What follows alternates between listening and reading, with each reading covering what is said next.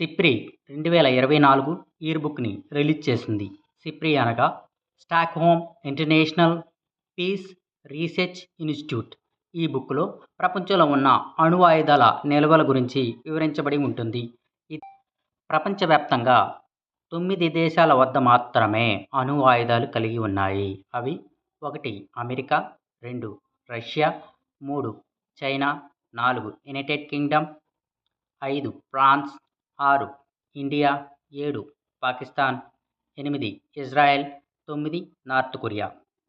ఇందులో ఇండియా వద్ద 172 అణు ఆయుధాలు కలిగి ఉన్నట్టు, పాకిస్తాన్ వద్ద 170 ఆయుధాలు కలిగి ఉన్నట్టు, చైనా సుమారు 500 అణు ఆయుధాలను కలిగి ఉన్నట్లు సిప్రి రిపోర్ట్ పేర్కొంది.